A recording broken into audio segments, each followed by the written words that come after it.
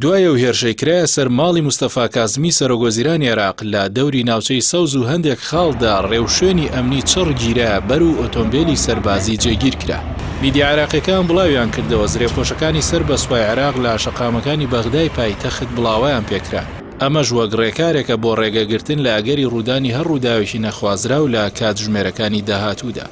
میدیا عێراقیەکان ئەوەش دەڵێن هێزەکانی فرقەی نوێی زرێپۆش لە سوپای عێراق لە ناوچەی کەڕادە و گەڕەکەکانی دەوروبەری ناوچەی سەوز بڵاویان پێکرا. هێزەکان بە سەرجەم هێز و چەکەکانیان لە نێویاندا تانک و ئۆتۆمبیلی سەربازی لە جۆری هەمەر بڵاویان پێکراوە. ئەمەش وەک ڕێکارێکە بۆ ڕێگەگرتن لە ئەگەری ڕوودانی هەر ڕووداوێکی نەخوازرا و لە دوای هەوڵی تیرۆرکردنی مستەفا کازمی سەرۆگۆزیرانی عێراق. ئەم پێشهاتە لە دوای هەوڵی تیرۆرکردنی مستەفا کازمی سەرۆگۆزیران دێت کە بەرەبەیانی یەکشەممە لە ڕێگەی فڕۆکەی بێفڕۆکەوانی بۆم ڕێژکرا و هەوڵی تیرۆرکردنی درا لە شوێنی مانەوەی لە ناوچەی سەوز ناوەڕاستی بەغدا.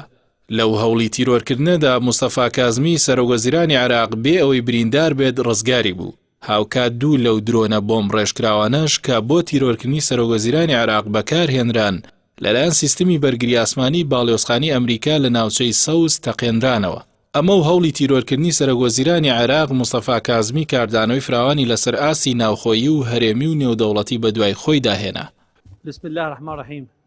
في البداية أرحب بكل السادة الوزراء إلى هجوم جبان هجوم مباشر. لای خۆیەوە سەرۆگۆزیرانی عێراق مستەفا کازمی ڕایگەیاند ئەوانەی بە فڕۆکەی بێفڕۆکەوان هێرشیان کردە سەر ماڵەکەی و هەوڵی تیرۆرکردنیان داوە باش دەیان ناسن و ئاشکرایان دەکەن. سەرۆگۆزیرانی عێراق هۆشداریشی دا لەوەی هەندێک هەن هەوڵ دەدەن یاری بە ئاسایشی عێراق بکەن و دەوڵەتی چەتەییان دەوێت و وتی بەڵام ئێمە بنیادنانی دەوڵەتمان دەوێت. هاوکات وەزارەتی ناوخۆی عێراق ئاشکرای کرد فڕۆکە بێفڕۆکەوانە هێرشبەرەکانی سەرماڵی مستەفا کازمی سەرۆگۆزیرانی عێراق لە ناوچەکانی باکووری ڕۆژهەڵاتی بەغداوە فڕیون و هێرشەکان ئەنجام داوە. دۆخی ئەمنی بەغدا لە دوای ئاشکراکردنی ئەنجامە بەرایەکانی هەڵبژاردننی پێشوەختی ئەنجومەنی نوێنەرانی عێراق زیاتر ئاڵۆز بوو. ئەوەش پاش ئەوەی کە میلیشیا چەکدارەکانی سەر بە حەشدی شەعبی ئەنجامەکانیان ڕەت کردەوە و لایەنگرانیان هێنایە سەر شەقام و خۆپیشاندانیان ئەنجامدا. لە میانی خۆپیشاندانەکانیشدا پشێوی کەوتەوە و لە ئەنجامی تەقەی هێزامنیەکان خۆپیشاندەرێک کوژرا و نزیکەی سەدان کەسیش لە ڕیزی خۆپیشاندەران و هێزامنیەکان بریندار بوون.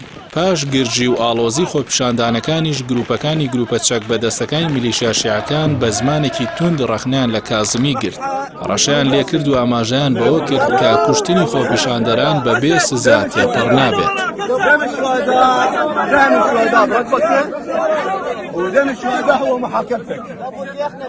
والله العظيم دم الشهداء محاكمتك وكل من ساهم بإطلاق النار.